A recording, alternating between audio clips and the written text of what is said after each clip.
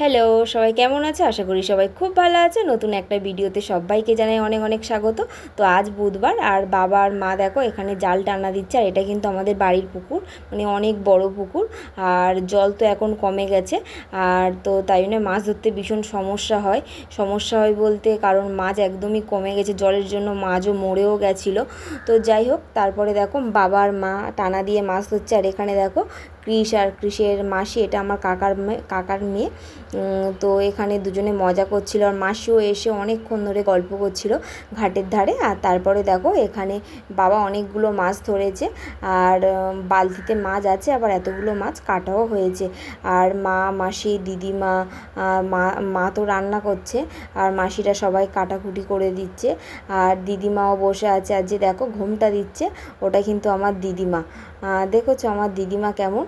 তো দিদিমা কিন্তু আমাদের বাড়িতে এসেছিলো, তো আপনাদেরকে দেখানো হয়নি ভিডিওতে।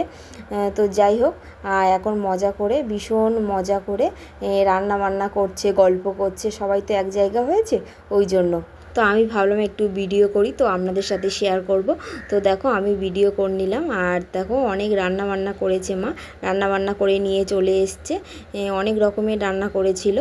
আর আমি মাসি দেখি না কলা পাতা কেটে নিয়ে এসছে, তো আমিও বললাম যে আমিও কলা পাতাতে খাবো বলে আমি তোমাদের কলা পাতা খাওয়ার শর্টস ভিডিও তো আমি তোমাদের সাথে শেয়ার করেছিলাম।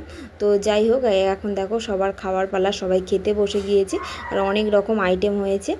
আর এখানে দেখো মাসি কলা পাতাটা ধুয়ে নিচ্ছে। তো আমরা কদিন ভর ভীষণ মজা করে কাটিয়েছি। তারপরে বিকালবেলা সবাই মিলে বাড়ি চলে এসেছি, সবার মন খারাপ করে দিয়ে। তো মেলা কিন্তু এখনও হচ্ছে, তোমাদের বাবা ধর্মরাজের মন্দিরটা একটু তোমাদের সাথে শেয়ার করছি।